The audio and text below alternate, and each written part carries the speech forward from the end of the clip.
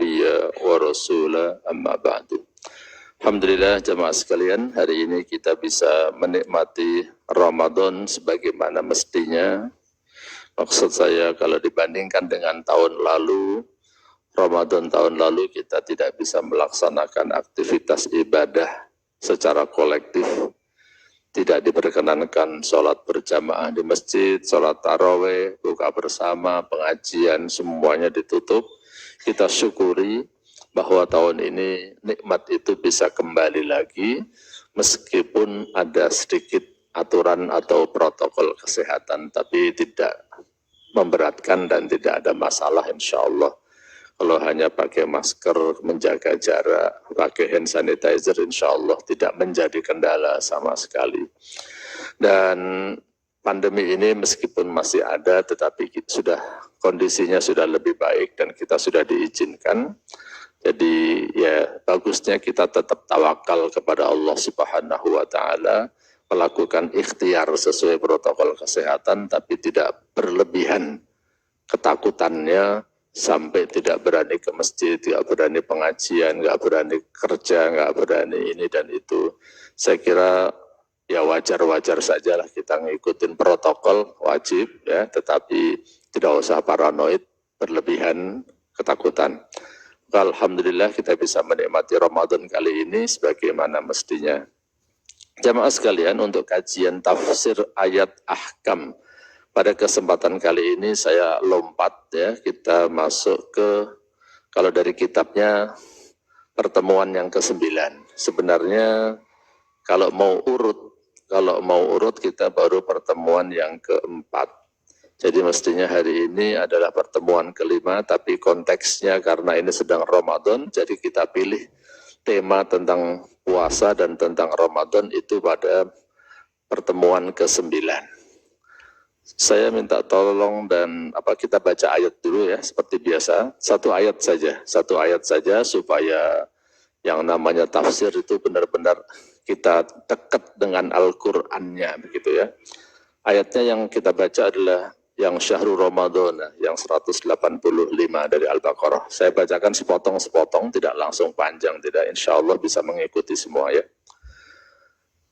A'udzu billahi minasy syaithanir rajim.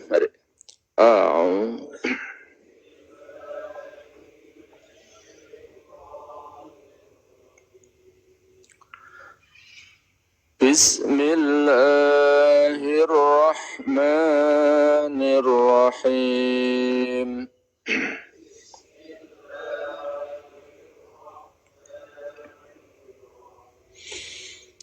Syahrul Ramadan alladzi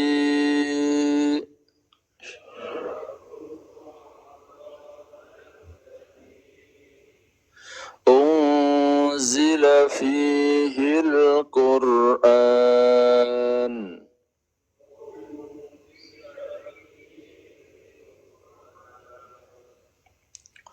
hudan lin-nasi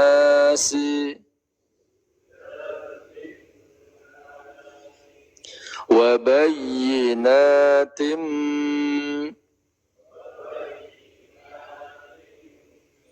minal huda wal furqan.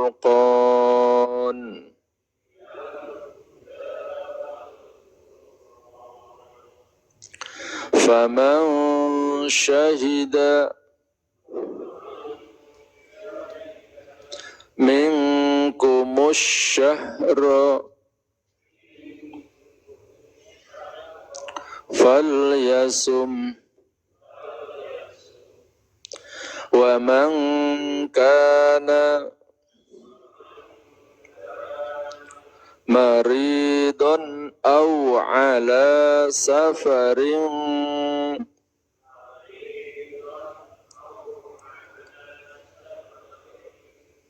fa'iddatum min ayyamin ukhar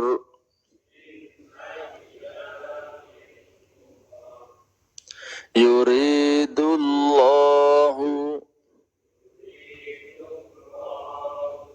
bikumul yusra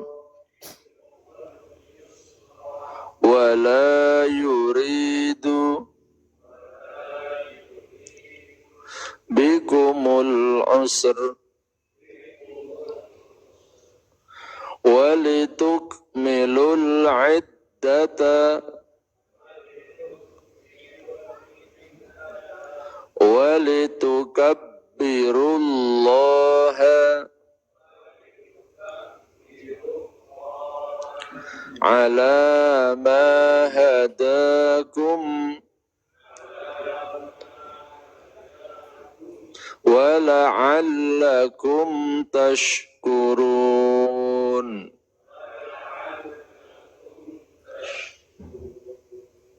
Ya, cukup satu ayat saja karena keterbatasan waktu saja ya. Tidak saya baca dari ya ayyuhalladzina amanu kutiba alaikumusiyam. Asumsi saya, husnudon saya, jamaahnya udah hafal semua. Yang ya ayyuhalladzina amanu kutiba. Tidak saya baca ayat setelahnya karena panjang itu aja ya. Baik jamaah sekalian, ini ayat tentang puasa. Sababun nuzulnya, ini pun kitabnya saya bacanya tidak semuanya ya. Sababun nuzulnya disebutkan dalam kitab Rawai'ul Bayan Tafsir Ayatul Ahkam yang menjadi rujukan kita. Yang artinya aja langsung ya.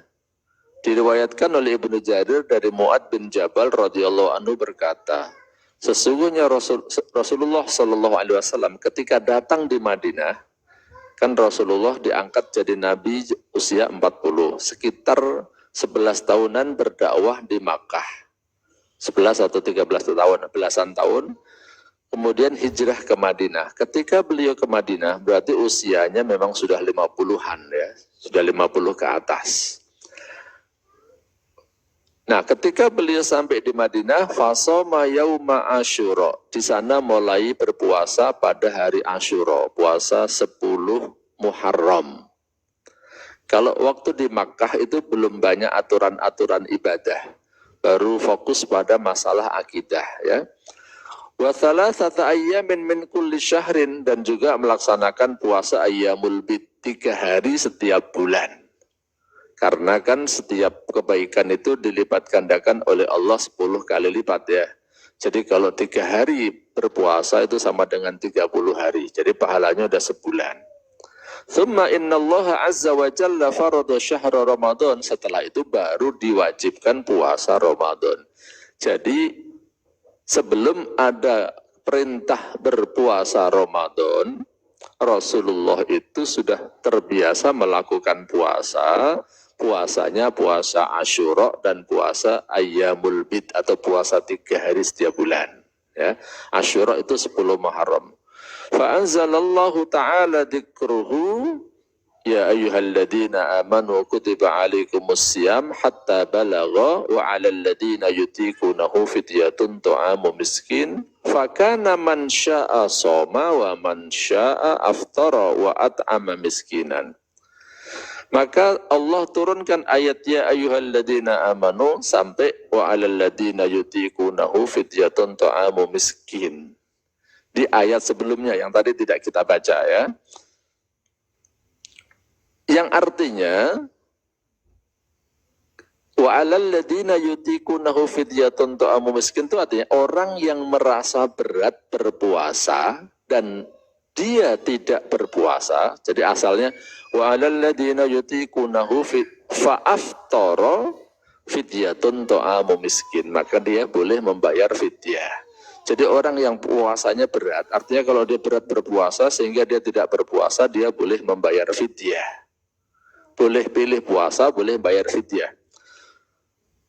Maka pada saat itu orang yang mau puasa boleh, yang tidak juga boleh. Yang tidak puasa bayar fidyah. Thumma innallaha azza wa jalla awjaba as-siyama 'ala as-sahihil muqim. Wa thabatal id'amu lil kabir alladhi la yastati'u as-sawm fa anzalallahu azza wa jalla faman syahida minkumus syahra falyasum. Nah, kemudian begitu turun ayat yang ini faman syahida minkumus syahra falyasum, maka Allah wajibkan puasa kepada siapapun orang yang sehat dan tidak bepergian. Fidyah itu hanya diperbolehkan bagi orang tua yang tidak bisa berpuasa. Jadi yang ingin saya tekankan nomor satu jamaah sekalian, sebagian orang awam ini nggak mau baca tafsirnya, baca Quran, kemudian baca terjemahnya, dia baca ayat, ya ayyuhalladzina amanu kutiba alaikumus syiyamu kama kutiba alal ladzina min qablikum la'allakum tattaqun.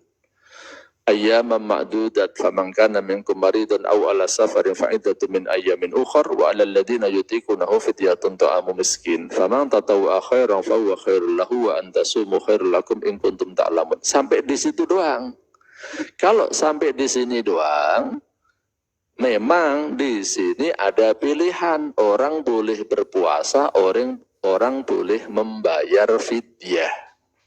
Saya juga mendengar beberapa, maaf, ustadz-ustadz yang masih baru itu ya, yang memang kuliahnya, belajarnya bukan di jurusan tafsir, bukan di jurusan fikih, berpendapat menjelaskan kepada jamaahnya, kalau ada ibu-ibu hamil gimana? Udah bayar fidyah aja. Kalau yang sakit menyusuin, iya bayar fidyah saja.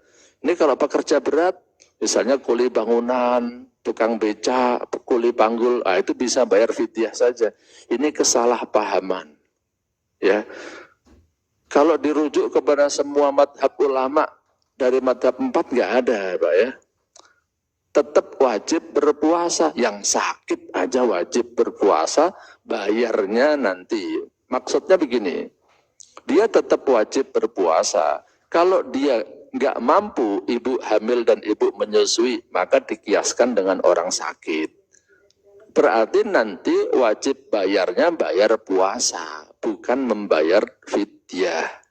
Yang ingin saya koreksi adalah, maksudnya, jangan kalau nggak mampu puasa terus ganti bayar fidyah. Maka nanti biasanya panitia zakat itu kan sering dapat fidyah kan. Kalau ada yang bayar fidyah ditanya dulu, ini fidyah apa? Oh, ini saya hamil Pak. Ya kalau hamil ya bayarnya bayar puasa. Malah ada dua pendapat. Pendapat yang pertama, kalau hamil itu puasa saja. Yang kedua, puasa plus fidyah. Begitu pula dengan ibu yang menyusui. Ada pendapat yang menyatakan bayar puasa plus fidyah. Kalau dia membayar fidyah dan akan membayar puasa juga nanti nggak apa-apa. Tapi jangan sampai salah persepsi. Dengan membayar fidyah dikiranya udah selesai tugasnya. Ini yang mau saya koreksi ya. Oke. Diperjelas sababun nuzulnya, wa ruwiya an Salama ibnul Aqwa annahu qala lamma nazalat hadhil ayah wa 'alal ladina yutiqunahu fidyatun ta'amu miskin kana man syaa'a minna shoma wa man syaa'a ayyuftir wa yaftadi fa'ala dhalik hatta nuzilatil ayah allati ba'daha fanasakhatha faman syahida minkumus syahra falyasum. Pada pertemuan sebelumnya itu kita sudah mengkaji tentang nasikh dan mansuh, pertemuan ketiga dari kitab ini ya. Biasanya satu materi di dalam kitab ini kita bahas 2 kali ya. Jadi pada pertemuan ketiga itu ada kajian tentang nasikh dan mansuh. Ayat Al-Quran itu ada yang nasikh dan mansuh. Apa itu nasikh dan mansuh? Nasikh itu bisa diartikan dihapus atau diralat atau diedit atau disempurnakan. Mansuh itu bisa diarti sudah diganti, sudah diralat, sudah disempurnakan. Jadi ayat yang pertama dan kedua yang ya ayyuhalladzina amanu dan ayyaman ma'dudat, sebagian isinya itu hukumnya sudah dimansuh dengan faman syahida minkumus syahra. Jadi maksudnya begitu tadi ya, hadis yang membicarakan tentang sababun nuzulnya tadi. Jadi ketika turun ayat faman syahida minkumus syahra, maka ketentuan tentang wa 'alal ladzina yutiqunahu fidyatun ta'amu miskin itu sudah tidak berlaku. Ya, itu satu poin ya. Mudah-mudahan jelas. Ini baru sababun nuzul jamaah sekalian ya. Panjang banget kalau saya bahas 2 kali, bulan depan udah selesai Ramadan. Kalau saya bahas bulan kemarin, Ramadannya masih lama. Jadi saya harus persingkat ini ya. Saya ambil yang penting-penting saja. Nah kemudian jamaah sekalian, pada ayat yang tadi juga belum sempat kita baca, nanti kalau kita baca lanjutannya ada yang uhilla lakum lailatas siyamir rafathu ila nisaikum hunna libasul lakum wa antum libasul lahun. Ya, sampai ada wa antum wala tubashiruhunna wa antum aakifuna fil masajid. Janganlah kamu gauli istri kamu ketika kamu beriktikaf di masjid. Nah ini saya mau jelaskan begini.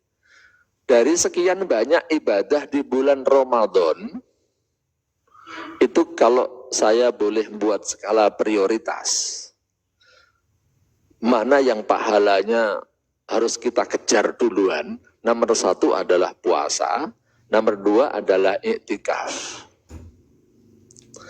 Ya, puasa karena dia yang wajib, harus menjadi prioritas utama ibadah Ramadan kita. Jangan sampai bolong. Karena kalau kita meninggalkan 1 hari saja, lam yaqdihi siyamud dahr, tidak bisa diganti dengan puasa seumur-umur kita istilahnya. Puasa sepanjang tahun, pokoknya kita puasa terus, mau menggantikan puasa yang kita tinggalkan tanpa sebab, pahalanya nggak bisa sama, Pak. Jadi misalnya, naudzubillah min dzalik, ada yang males, sudah nggak usah puasa deh sehari. Terus nanti 2 tahun, 3 tahun lagi taubat, misalnya kan nyesel. Ya Allah, saya pernah nggak puasa ya, saya mau taubat. Terus Bapak berpuasa terus tahun, nggak berhenti puasa, pahalanya nggak akan bisa sama. Menurut penjelasan Rasulullah, lam yaqdihi siyamud dahr. Makanya jangan disepelekan. Pokoknya harus niat full 1 bulan. Ya. 1 bulan itu bisa 29, bisa 30 hari. Yang kedua itu i'tikaf. Apa itu i'tikaf? I'tikaf itu artinya adalah al-lubthu fil masjid, berdiam diri di dalam masjid. Yang paling penting i'tikaf itu adalah pada 10 malam hari terakhir. Kenapa di 10 malam hari terakhir? Karena saya tadi bicara skala prioritas dan ditinjau dari sisi pahalanya. Karena yang pahalanya besar di bulan Ramadan itu adalah di malam yang kita sebut dengan Lailatul Qadar. Di Lailatul Qadar itu yang paling bagus yang diajarkan Rasulullah i'tikaf. Dalam i'tikaf itu yang penting kita di masjid. Niatnya niat ibadah tentu saja ya. Di masjid tapi niat ibadah. Mau dipakai sholat, mau dipakai baca Quran, istighfar. Bahkan ketika kita capek, istirahat, tidur, itu pun masih disebut dengan i'tikaf. Karena kan tidur juga bisa dapat pahala Pak dalam Islam. Asal tidurnya benar, niatnya benar. Jangan i'tikaf datang ke masjid, tidur, bangun, pulang. Kalau itu mah bukan niat ibadah, niat pindah tidur kan. Jadi maksudnya niatnya niat ibadah ke masjid, tapi begitu dia capek, ngantuk, tidur boleh. Dan ketika dia tidur masih dihitung sebagai i'tikaf. Di antara doa yang sangat dianjurkan oleh Rasulullah ketika i'tikaf adalah Allahumma innaka afuun tuhibbul afwa fa'fu anna. Minta apa itu Pak? Minta ampun. Karena bagi kita seorang muslim yang terpenting itu ampunan dari Allah. Bukan kesehatan Pak. Saya ulang lagi Pak ya. Kesehatan itu penting. Tapi bukan yang terpenting. Yang terpenting nomor 1 itu adalah ampunan dari Allah. Kita puasa ini juga pahala terbesarnya apa? Man shoma ramadhana imanan wa ihtisaban ghufira lahu ma taqaddama min dambi. Kenapa ampunan? Karena kalau Bapak cuma kepengen masuk surga, nggak usah puasa juga bisa masuk surga loh Pak. Percaya nggak Pak? Halo? Nggak usah puasa, nggak usah ke masjid sekalipun kalau cuma masuk surga bisa Pak. Saya bilang. Percaya nggak? Makanya bingung ragu-ragu ya. Ada hadisnya, qala la ilaha illallah dakhalal jannah. Siapapun yang beriman kepada la ilaha illallah, dia ucapkan la ilaha illallah, dia ikrarkan dan dia mati masih berikrar la ilaha illallah, walaupun enggak sholat, walaupun enggak puasa, tetap masuk surga. Itu dari hadis. Nah, saya sering tanya kan, Bapak pilih masuk surga atau tidak masuk neraka? Pilih masuk surga atau tidak masuk neraka? Nah, kalau yang sudah ikut lama tahu kan, tidak masuk neraka. Kalau cuman masuk surga, tapi masuk surganya kapan? Hadisnya tidak menjelaskan. Mungkin masuk neraka setahun, mungkin 2 tahun, mungkin 3 tahun, mungkin 1000 tahun baru keluar masuk surga, itu kan. Maka setiap orang yang beriman masuk surga, tapi tidak dijamin tidak masuk neraka. Jadi ada orang yang masuk surga langsung, ada orang yang masuk surga belakangan. Pilih duluan apa belakangan, Pak? Kalau duluan syaratnya harus mati dulu masalahnya. Ya, jadi maksudnya kita minta kepada Allah supaya tidak masuk neraka. Kalau tidak masuk neraka syaratnya apa? Jangan punya dosa. Kalau mau masuk surga beriman dan punya banyak pahala. Ya, jadi kalau baru beramal ibadah itu untuk masuk surga. Tapi untuk tidak masuk neraka nggak boleh punya dosa. Enggak mungkin lah orang selevel kita, termasuk saya sendiri, enggak punya dosa itu enggak mungkin, saya bilang. Enggak mungkin saya katakan. Saya sendiri dah enggak usah menuduh jamaah. Saya sendiri kalau dibilang, Ustadz berarti enggak punya dosa. Enggak, itu salah. Saya pasti punya dosa. Kalau dihitung-hitung dosa kita itu banyak ya. Cuman Allah enggak tunjukkan saja. Semua kita punya dosa. Nah, terus gimana dong? Pasti masuk neraka dong. Nah, supaya tidak masuk neraka, kita minta ampunan dari Allah Subhanahu wa Ta'ala. Maka yang terpenting itu buat kita. Kalau saya pribadi, setidaknya saya mengatakan yang terpenting dapat ampun dari Allah. Sehat, umurnya panjang, tapi kalau nggak dapat ampunan, nanti malah bikin sengsara di akhirat. Ya. Kita hidup umur panjang, di antara yang terpenting, biar saya mendapat kesempatan untuk bertaubat, semua dosa saya diampuni oleh Allah. Itu ya. Sehat sekali lagi penting banget, tapi yang terpenting nomor 1 bagi kita itu adalah maghfirah, ampunan dari Allah. Jadi kembali kepada iktikaf, itu berdiam diri di dalam masjid, setidak-tidaknya Bapak berdoa minta ampunan kepada Allah Subhanahu wa Ta'ala. Jadi nomor 1 puasa, nomor 2 iktikaf. Kalau mau ditambah lagi, tapi nggak saya panjangin ya, ketiganya itu memberikan buka puasa. Karena dengan memberikan buka puasa, pahala puasa kita dilipat gandakan. Yang keempat itu adalah tadarus, baca Quran. Yang kelima itu baru tarawih.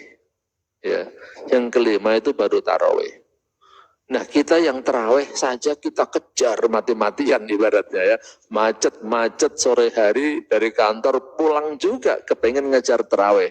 Mosok yang nomor 2, nomor 3 malah ditinggalin. Sayang sekali. Jadi mari kita maksimalkan ibadah Ramadan yang 5 tadi. Puasa, iktikaf, membagi buka puasa, tadarus atau baca Quran. Yang kelima adalah tarawih.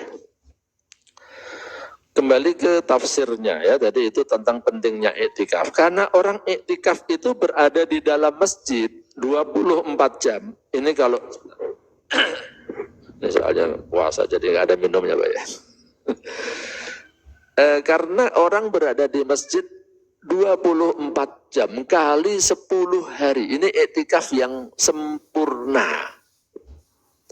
Ya kalau kita nggak bisa yang sempurna, ya minimal malam harinya.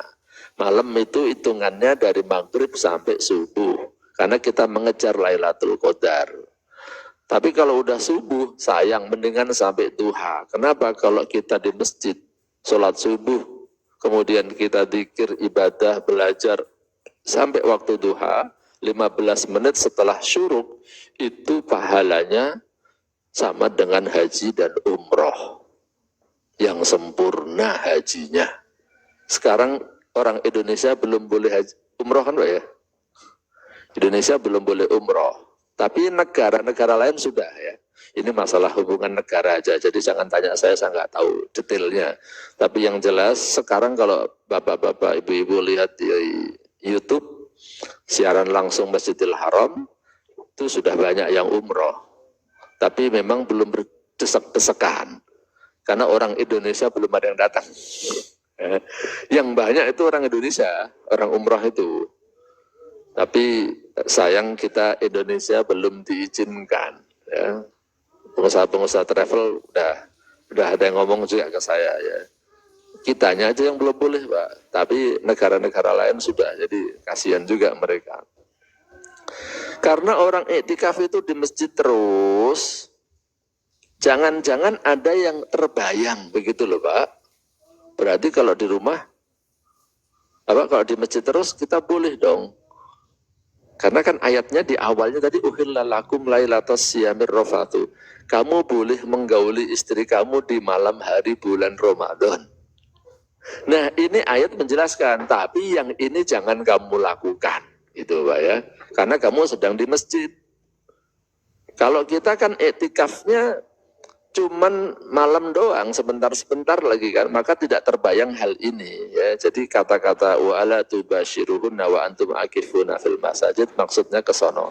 Saya tidak bisa detailkan karena ini kan didengar anak-anak juga dilihat di YouTube juga ya, jadi supaya nggak terlalu vulgar gitu aja. Nah jamaah sekalian, supaya bisa tanya jawab, saya lihat waktunya. Nah sekarang saya masuk ke beberapa hukum yang dibahas di dalam ayat ini, yang ada di dalam tafsir ini ya. Yang pertama tadi sudah kita jelaskan tentang fidyah. Nah, hukum yang dibahas pertama, apakah sudah ada kewajiban puasa selain puasa Ramadan? Maksudnya sebelum diwajibkan puasa Ramadan itu apakah puasa Asyura dan puasa Ayyamul Bid yang tadi saya bacakan di Sababun Nuzul itu wajib atau tidak wajib? Ya, di sini ada perbedaan pendapat. Puasa itu ada. Zaman dulu sebelum diwajibkan Ramadan, puasa Ramadan, memang ada puasa. Tapi apakah hukumnya wajib atau sunnah, itu memang para ulama berbeda pendapat. Tapi puasa itu sudah ada. Bahkan sebelum umat Islam ada, ibaratnya umat-umat yang sebelumnya kan sudah ada puasa. Nah, jadi intinya puasa itu ada. Apakah puasa Asyura dan puasa 3 hari tiap bulan itu wajib atau tidak? Itu memang ada perbedaan pendapat. Ada yang mengatakan itu wajib, ada yang mengatakan itu tidak wajib ya. Tapi menurut jumhurul ulama, menurut mayoritas ulama, yang wajib itu hanya Ramadan. Kalau yang Asyura dari awal memang tidak diwajibkan, tapi Rasulullah biasa melakukan. Bahkan Asyura itu orang-orang Yahudi aja puasa. Masa orang Yahudi puasa kita tidak puasa, masa kita kalah dengan orang Yahudi. Nah itu kan, maka Rasulullah memerintahkan kalau mau puasa jangan kalah sama Yahudi. Jangan puasanya tanggal 10 saja, tapi 9 dan 10 atau 10 dan 11. Oke, itu nomor satu. Yang kedua, bepergian yang bagaimana yang membolehkan orang tidak puasa di bulan Ramadan, sehingga dia hanya membayar puasa nanti. Harusnya kan puasanya di bulan Ramadan, boleh ditunda begitu. Kalau orang itu sakit dan atau bepergian. Nah, pertanyaannya di sini yang dibahas adalah bepergian yang bagaimana? Yang nomor satu, bepergian dalam rangka taat kepada Allah. Misalnya bepergian mau umroh, bepergian mau takziah, bepergian mau silaturahim ke orang tua, itu adalah ketaatan. Kalau bepergiannya karena maksiat, mutlak tidak boleh. Bepergian maksiat gimana? Misalnya Pak ya, mohon maaf ya, orang pacaran keluar kota misalnya ya, itu bepergian maksiat ya, itu jelas nggak boleh, tetap wajib puasa. Lo kan musafir, itu tidak disebut musafir dalam istilah agama, itu pergi maksiat. Nah, maksiat tidak ditoleransi, tidak ada keringanan.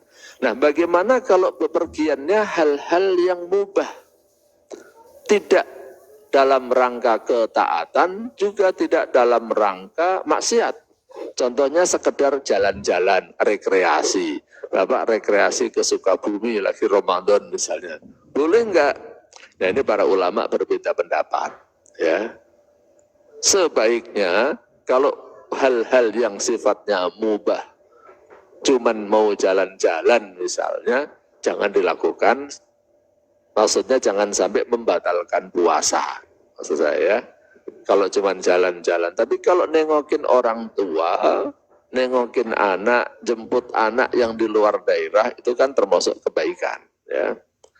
Oke, tapi menurut saya sebaiknya tetap berpuasa. Sebab kalau nggak puasa, kan nanti juga bayar puasa setelah Ramadan. Itu biasanya lebih berat. Yang kedua sebabnya, karena bepergian di zaman Rasulullah, itu kan berat. Jadi jarak yang disebut dengan bepergian itu para ulama berbeda pendapat. Tapi pendapat yang kuat ya, itu adalah sekitar 80 atau 90 km. 16 farsah. Kalau cuma dari sini ke puncak, itu belum disebut safar. Ya memang kalau bicara perbedaan pendapat, ada perbedaan pendapat. Tapi saya ambil pendapat yang kuat, itu adalah yang disebut bepergian itu yang jauh.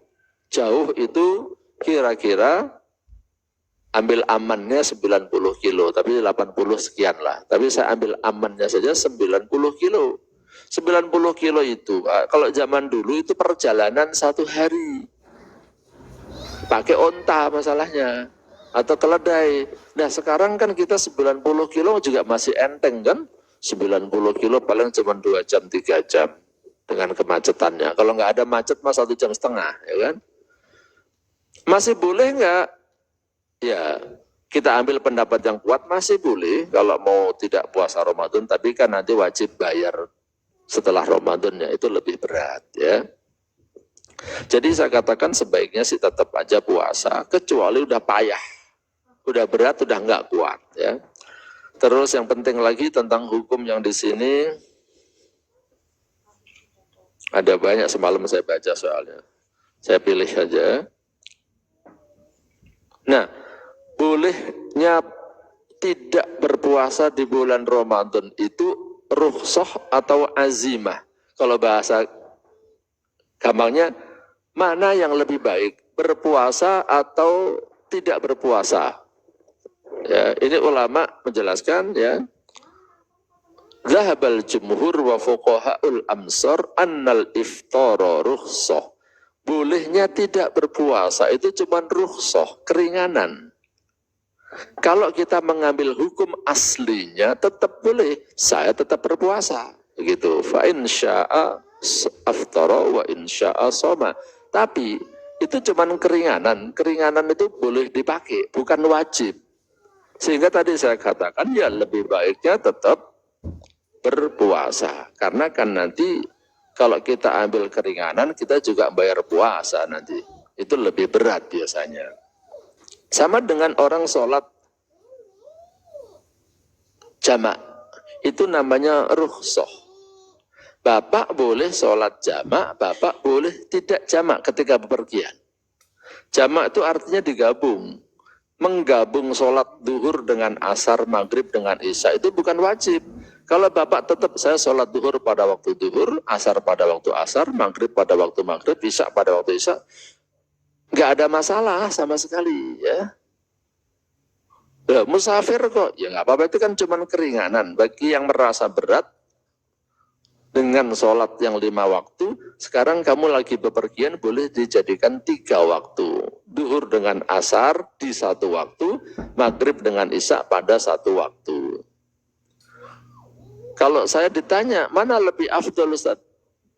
Jamak atau tidak jamak? Ya lihat situasinya. Kalau saya bepergian sendiri, ya lebih bagus tidak jamak. Karena kalau tidak jamak, saya bisa ikut sholat jamaah. Tapi kalau saya rombongan banyak orang, nah lebih bagus jamak, karena saya masih bisa tetap sholat berjamaah. Aslinya dalam Islam, bepergian kan nggak boleh sendirian, Pak. Kalau lihat hadisnya, artinya makruh ya. Ar-rakibu syaiton, war-rakibani syaitonani, wassalasatu rabbul. Bepergian tuh kalau sendirian, syaitannya banyak, Pak. Kalau 2 orang juga masih ada setannya. Kalau 3, nah baru aman tuh. Adabnya bepergian itu 3 orang atau lebih. Tapi kalau zaman sekarang kita mau ngikutin hadis ini kan susah juga. Bapak tugas kantor, saya nggak mau kalau sendirian, saya maunya bertiga. Kira-kira gimana Pak? Ya dipecat sama kantor nanti kan. Ya anggarannya membengkak lah. Kalau cuma tugas misalnya disuruh ke Semarang, suruh ke Surabaya, saya nggak mau sendirian. Ini kan safar gitu ya. Konteksnya berbeda lah ya. Zaman dulu kan orang safar itu kan pakai onta, pakai keledai di tengah pada pasir sendirian. Nah sekarang kan kita udah dalam satu pesawat udah banyak orang, dalam satu kereta udah banyak orang. Ya nggak masalah, itu kan nggak masalah kita pergi sendirian, tapi kan ada temennya dalam satu gerbong, dalam satu pesawat. Ya. Baik, ini jamaah sekalian, sebagian aja yang saya baca ya. Saya kasih kesempatan untuk bertanya dan nanti ada yang mau jawab juga boleh ya. Kalau ada yang jawab nanti saya jawab ya, supaya ada dialognya. Silakan yang mau bertanya supaya ada tanya jawabnya. Kalau dibaca semua kitabnya nggak akan habis nih satu hari ini. Ada pertanyaan silakan. Ya disiapin mic-nya Pak. Masalah seputar puasa silakan, ada di belakang. Khususnya yang terkait dengan ayat ini.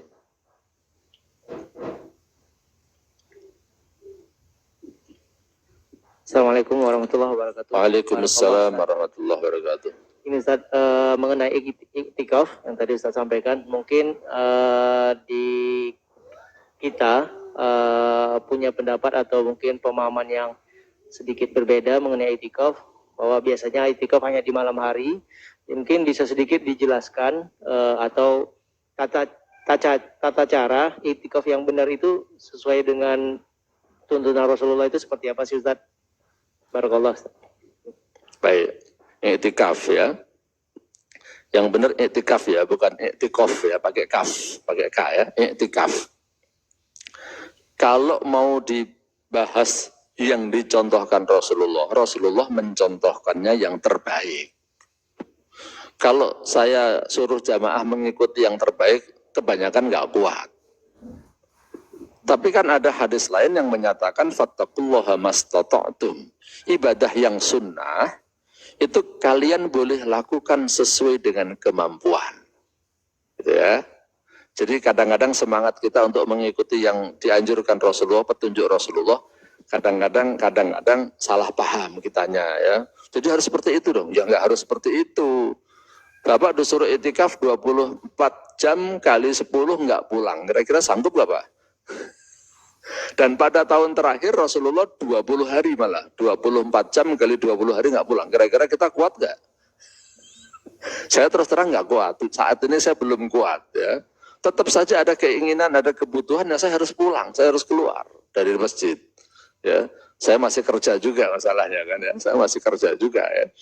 Jadi saya mengatakan saya nggak sanggup kalau ngikutin ala Rasulullah 100%.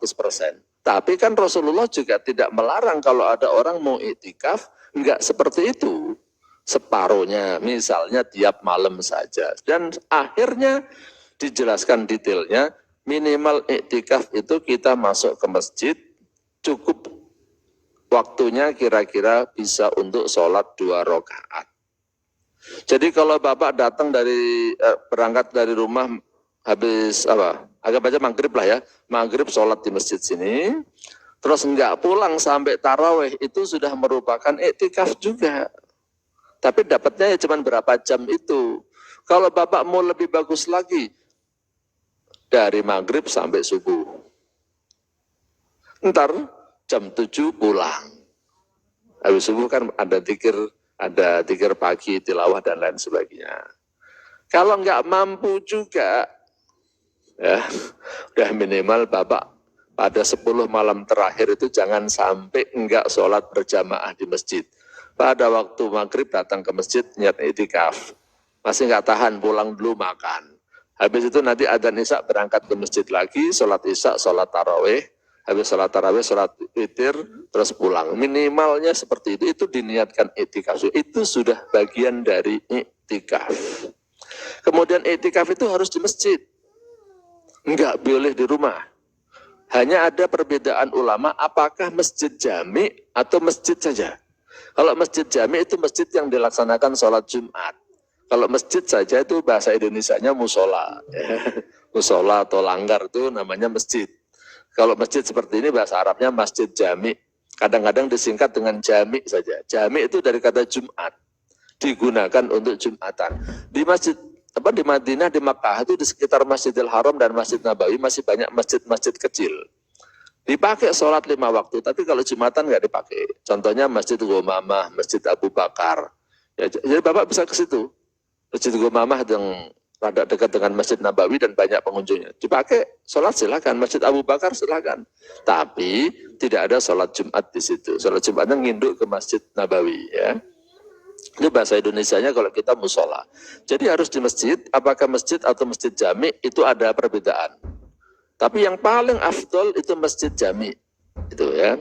Kemudian yang namanya etikaf itu ya harus di dalam masjid. Maaf kalau di halaman masjidnya nggak masuk loh Pak ya. Kadang-kadang ada etikaf nanti malah pada duduk-duduk di luar. Itu nggak etikaf. Kalau masuk lagi harus niat lagi. Kalau balik ke masjid harus etikaf lagi. Makanya kalau Rasulullah itu kan ya sahurnya, ya tidurnya bersama dengan para sahabat tetap di dalam masjid. Ya, tapi konteks zaman sekarang masih pandemi, dianjurkan ya udah sahurnya bawa masing-masing ya, atau sahurnya kalau misalnya terpaksa ada yang mau traktir ya traktirnya dalam bentuk kotak saja, jangan prasmanan. Kalau di masjid saya biasanya tahun-tahun sebelumnya sahurnya selalu prasmanan, disiapkan di masjid, dimasak di masjid ya, malam itu juga dimasak. Jadi masih hangat semua, habis itu udah ngambil sesukanya prasmanan.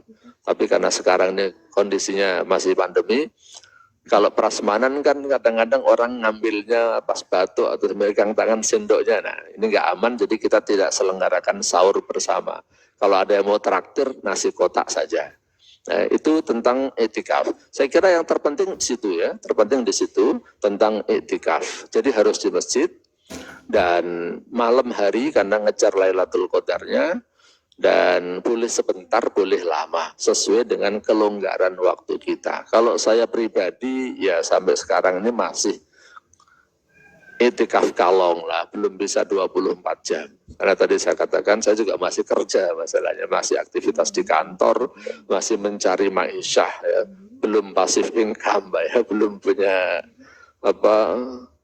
penghasilan yang kira-kira saya nganggur pun masih bisa bertahan hidup lama, cukup untuk keluarga, masih kerja di kantor.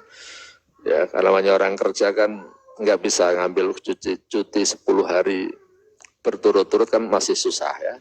Begitu kira-kira tentang itikaf ya. Baik, ada lagi yang kedua, silakan. Selain itikaf, silakan. Waalaikumsalam warahmatullahi wabarakatuh.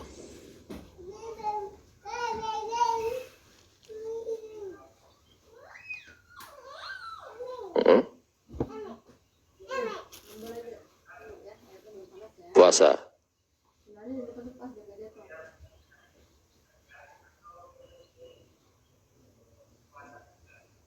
Baik. Tadi saya sampaikan terkait dengan ayat faman syahida minkumus syahra yang sudah kita baca ayatnya tadi. Semua ulama yang saya pahami ya dari mazhab 4, orang sakit wajib membayar dengan puasa. Kalau dia tidak puasa Ramadan, maka wajibnya bayar puasa. Wanita hamil dan menyusui itu sebenarnya nggak ada, di ayatnya nggak ada. Tapi dikiaskan dengan orang sakit. Jadi wajibnya adalah membayar puasa. Ya. Jadi ibu hamil dan menyusui wajibnya adalah membayar puasa. Itu pun di dalam Al-Quran nggak ada. Itu dikiaskan dengan orang sakit. Nah, diperjelas dengan penjelasan Rasulullah di hadis-hadis. Nah, masalahnya gini, gimana kalau orang hamil sebenarnya dia nggak sakit? Istri saya pengalaman punya anak 5 saya. Kalau puasa dia tetap puasa. Ya pernah nggak kuat, tapi bukan berarti begitu hamil terus nggak puasa nggak. Dia puasa aja, nanti kalau nggak kuat, udah batal, lekas nggak kuat. Alhamdulillah anak lahir semuanya normal dan sehat. Itu zaman dulu Saya kalau namanya beli suplemen mungkin masih belum mampu Pak ya. Pokoknya udah biasa aja. Artinya pada waktu hamil tidak mengkonsumsi suplemen makanan yang kira-kira cukup itu, enggak. Kalau sekarang sih alhamdulillah saya pakai suplemen terus ya. Tapi waktu saya masih punya anak 1, 2 itu belum pakai suplemen, itu pun enggak masalah. Hari ini juga menantu saya hamil ya, tetap puasa. Nah jadi tidak semua orang hamil itu tidak bisa berpuasa, tidak semua orang hamil itu sakit. Maksud saya seperti itu. Itu dijelaskan dalam madhab Syafi'i. Kalau dia sebenarnya tidak sakit, hanya ada kekhawatiran. Khawatir itu kan sesuatu yang belum terjadi dan nggak yakin ya. Kira-kira nanti anak saya gimana nih kalau puasa? Hamil, menyusui juga sama. Orang hamil menyusui kan nggak apa? Orang menyusui tetap puasa kan nggak masalah, Mbak. Hanya asinya katanya nggak lancar. Ya orang sekarang banyak asinya juga dibeliin susu sapi Pak. Ya kan? Dibeliin susu sapi kan bisa kan? Ditambahin. Atau dengan mengkonsumsi suplemen tertentu kan asinya bisa tetap banyak. Ketika asinya banyak kan nggak masalah kalau dia menyusuin tetap puasa. Nah jadi dalam madhab Syafi'i kalau orang hamil dan puasa, hamil dan menyusui tidak sakit, dia bisa berpuasa, tapi dia tidak puasa. Hanya karena ragu-ragu, nanti kesehatan anak saya bagaimana. Nah inilah yang tadi saya katakan, ada khilafiyah. Menurut madhab Syafi'i, dia harus bayar puasa plus fidyah. Plus fidyah. Tapi kalau dia benar-benar sakit, udah puasa tapi nggak kuat, berarti dia sakit. Maka wajibnya bayar puasa saja. Dia udah puasa, menyusuin, ternyata nggak kuat, lemes banget sampai mau mual, mau muntah, pingsan. Kenapa? Menyusui disedot terus itu sama anaknya, kan? Hanya nggak kuat, berarti sakit. Kalau sakit bayarnya puasa. Tapi kalau dia nggak masalah, maka dia puasa plus fidyah. Fidyah itu kira-kira 6 ons ukuran sekarang. 6 ons makanan pokok yang biasa Bapak makan. Ya kalau di Indonesia ya nasi, beras kan. Kalau di luar negeri mungkin roti. Mungkin ada yang apalagi misalnya jagung. Pokoknya tergantung makanan yang biasa dikonsumsi apa. Nah itu seberat 6 ons. Konteks orang Indonesia kalau menurut saya kan kita nggak ada yang makan nasi doang Pak ya. Jadi kalau menurut saya ya 6 ons ditambah uang seharga lauk pauknya. Mungkin 10.000, mungkin 20.000 per hari puasa. Tergantung kebiasaan orang yang membayar fidyah. Begitu Pak, jelas ya? Baik, tadi baru syuruk ya. Kita boleh sholat itu 15 menit setelah syuruk, bukan pas syuruknya, bukan. Kalau Bapak lihat jadwal di Masjid Nabawi itu sekarang udah dirubah. Ya, 15 menit past after sunrise. Ya, 15 menit past after sunrise. Karena ada hadis yang mengatakan jangan sholat pada waktu matahari terbit, jangan sholat pada waktu matahari di tengah, jangan sholat pada waktu matahari terbenam. 3 waktu inilah yang kita dilarang sholat sunnah. Makanya yang dimaksud itu adalah terbit matahari ditunggu kira-kira 15 menit, nah itu baru masuk waktu sholat. Ya. Apa menyebutnya sholat syuruk atau sholat duha nggak masalah. Baik, ada lagi silakan. Jadi masih ada waktu, silakan. Silakan. Satu, dua ya. Satu. Mau tanya tentang taraweh boleh ya? Tentang? Taraweh. Taraweh ya. Iya. Sebenarnya taraweh itu bagaimana? Kan kalau saya tahu itu Nabi juga tidak mengharuskan ya. Nah sementara budaya kita dan mungkin di Mekah juga berjamaah gitu. Jadi bagaimana Ustaz? Ya. Masih. Oke, silakan sekalian Pak. Ditampung 2.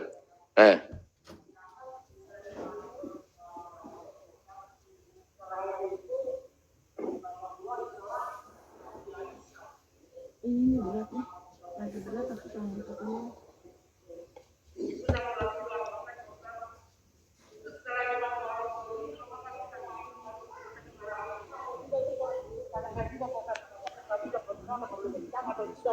Oke.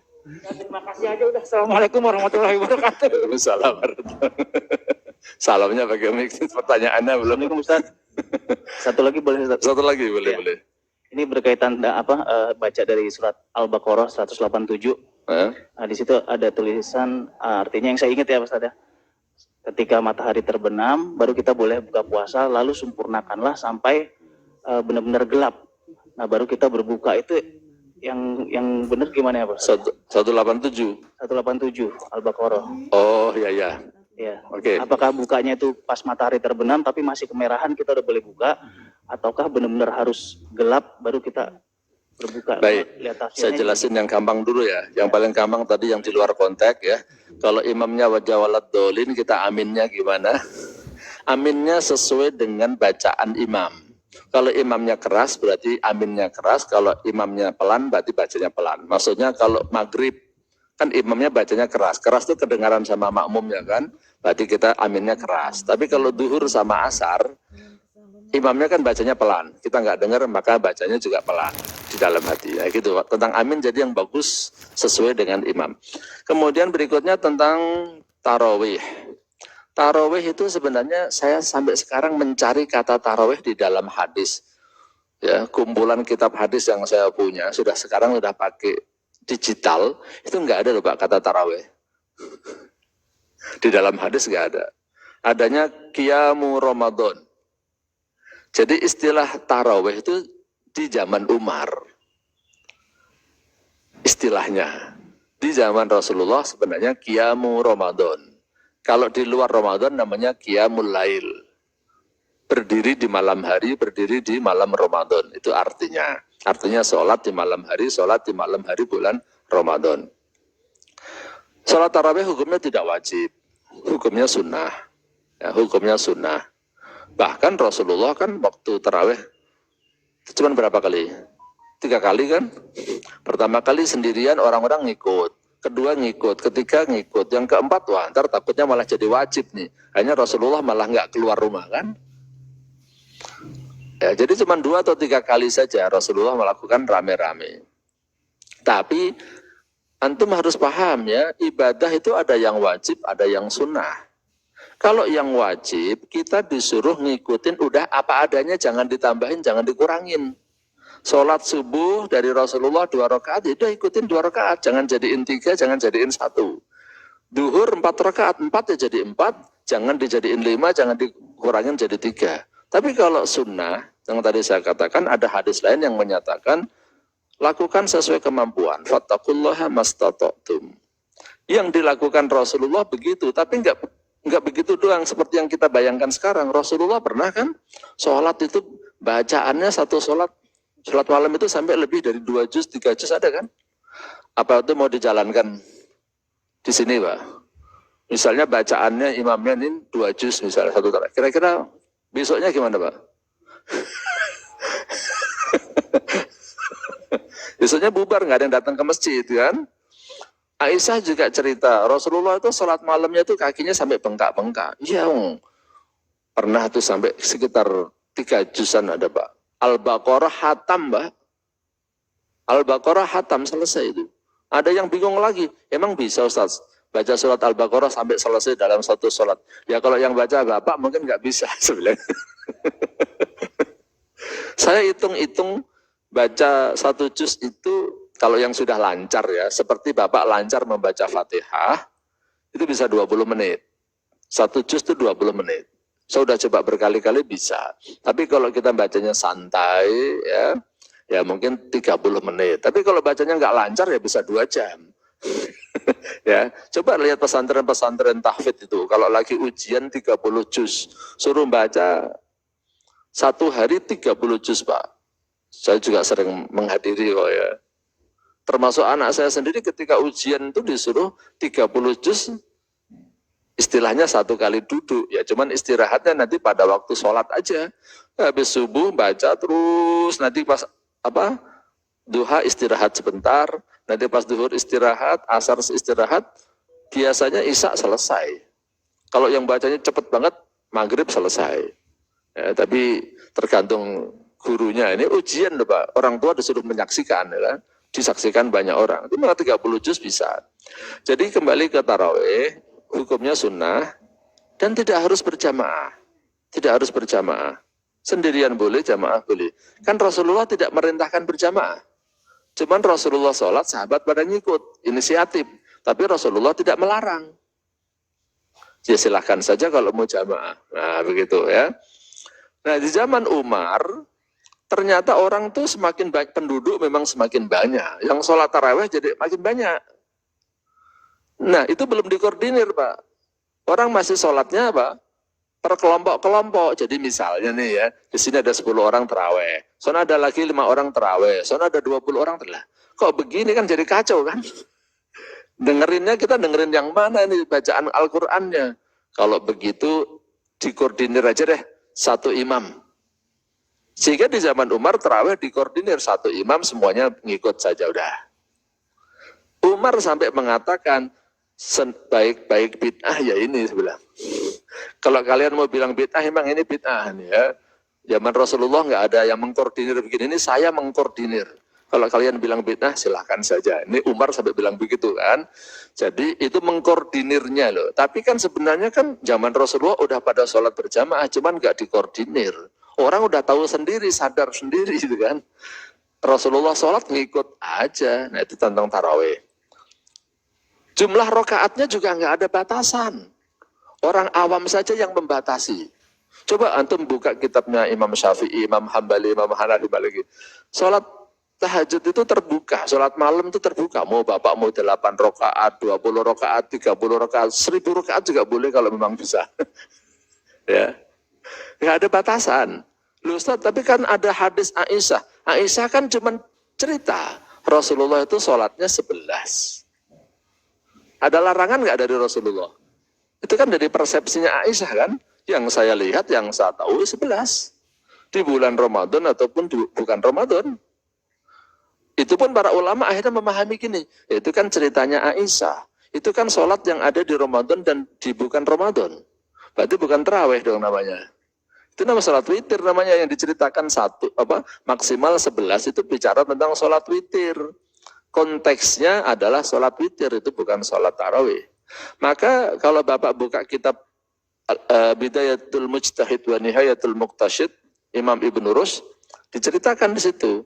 Tarawih itu zaman dulu, di Makkah 20, di Madinah 36. Di luar witir. Ya. Saya juga belajar dari ustadz-ustadz dari Saudi, ya. Pendapatnya juga sama. Artinya yang beda madhab dengan kita. Ya kalau kamu mau 20, mau 30 silakan aja. Tergantung kekuatan kamu, yang penting ikhlas lillahi ta'ala. Itu. Nah jadi mau 8, mau 20 enggak masalah. Itu tentang tarawih. Nah kalau kaitannya dengan sholat ba'diyah ya benar Pak. Karena sholat tarawih itu harus sudah isya. Dan setelah sholat isya kan kita disuruh sholat ba'diyah. Kan? Ya ba'diyah dulu yang benar itu. Ba'diyah kemudian baru tarawih. Tarawih waktunya itu tidak harus langsung Pak. Di dekat sini Pak, Masjid Puri Sriwadari ya. Puri Sriwadari itu tarawihnya ada 2 Pak. Nanti Bapak boleh coba, itu udah berapa tahun ya, begitu. Jadi ada yang habis isya langsung tarawih. Maksudnya sholat isya, terus ba'diyah, terus tarawih. Ada yang nanti jam 9. Sekarang udah boleh ke orang luar udah boleh masuk. Kemarin-kemarin belum boleh ya, sama dengan sini lah ya. Orang luar udah boleh masuk. Kalau Bapak mau coba jam 9 tepat, nanti ada sholat tarawih lagi. Bedanya apa? Kalau yang habis isya langsung itu tarawihnya biasa aja lah, standar ya. Bacaannya kira-kira setengah halaman per rakaat. Tapi kalau yang jam 9, itu nanti bacaannya 1 juz Pak. Tarawihnya 1 juz. Yang orang yang memang siap beribadah, dan mungkin mengejar waktu dari kantor rada susah, silahkan jam 9. Ada. Ya, itu dari, kalau tidak salah ini udah tahun yang ketiga atau keempat ya. Semalam saya ke situ juga masih berlaku ketentuan itu ya. Jadi boleh Bapak lakukan langsung, boleh Bapak tunda nanti jam 9, jam 10. Sendirian boleh, jamaah juga boleh. Jadi itu tentang sholat isya dan sholat tarawih dan ba'diyah. Nah kemudian terkait surat Al-Baqarah 187 yang bunyinya begini kan? Wa kulu washrabu hatta yatabayyana lakumul khaytul abyadu minal khaytil aswadi minal fajr thumma atimmus siyama ilal lail wa la tubashiruhunna wa antum akifuna fil masajid. Ini kadang-kadang kita salah paham bahasa. Kalau siang kebalikannya apa Pak? Bahasa Indonesia, siang kebalikannya malam. Siang itu jam berapa, Pak? Jam 12. Berarti kalau malam jam berapa? Ini karena Bapak salah bahasa ya. Kalau pagi kebalikannya sore, ya kan? Nah, kalau dalam bahasa Arab, pagi itu sobahan, kebalikannya masaan. Kalau malam itu lailan, kebalikannya naharon. Kalau pagi, kalau siang, yang Bapak maksud dalam bahasa Indonesia, jam 11, jam 12 itu, bahasa Arabnya zohiroh. Zohiroh atau zuhur. Itu siang bolongnya, itu zuhur namanya. Sholat zuhur itu karena dilakukan pada waktu zuhur, pada waktu panas, zohiroh. Nah, di ayat Al-Quran ini ada kata malam. Orang kadang-kadang mengira berarti ya sampai malam. Jadi bagusnya buka puasa malam itu ya. Nah, jadi saya jelasin gini ayatnya, dari ayatnya. Makan dan minumlah kamu sampai jelas benang putih dari benang hitam. Yakni fajar. Kemudian sempurnakanlah puasa sampai malam. Nah, jadi yang dimaksud gini.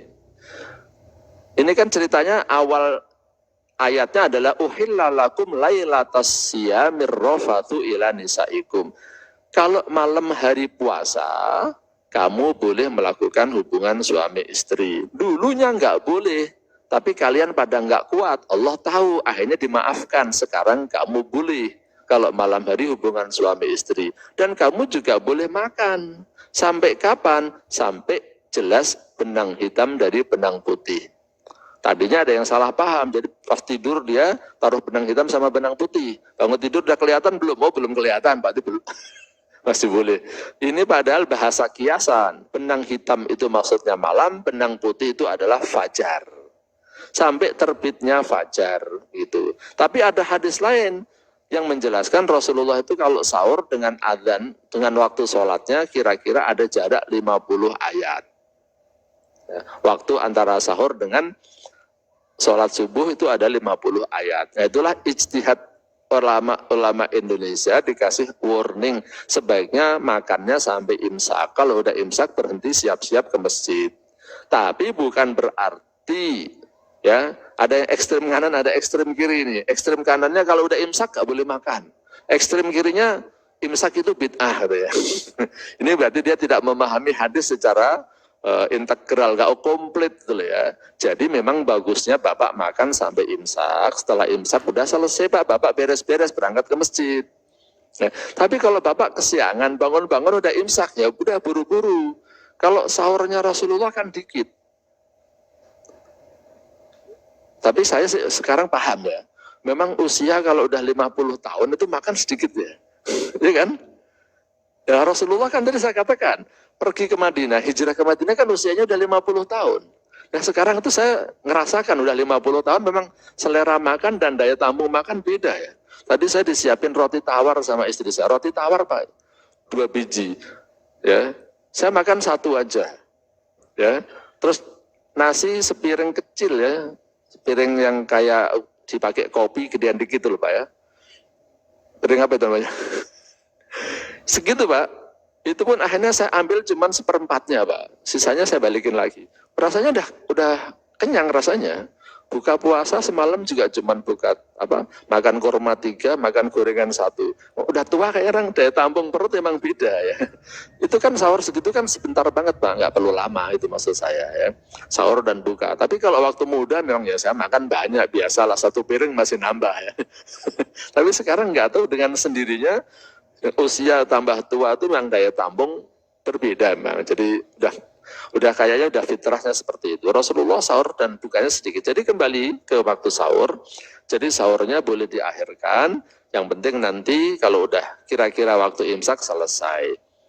Itu yang dimaksud dengan sampai terjelas benang putih dari benang hitam. Makanya ada kata minal fajr, yakni fajar. Nah kemudian sempurnakanlah puasa sampai malam. Bukan berarti sampai jam 12 malam puasanya. Ya, bukan jam 9 malam. Karena tadi saya katakan, definisi malam dalam bahasa Arab itu mulai maghrib. Maghrib itu artinya terbenamnya matahari, ghurub. Zaman dulu belum ada listrik, Pak. Itu kalau udah maghrib ya udah gelap. Ya, itu jelas. Kalau udah subuh mulai terang. Kalau sekarang sih siang malam terang terus kan, Pak.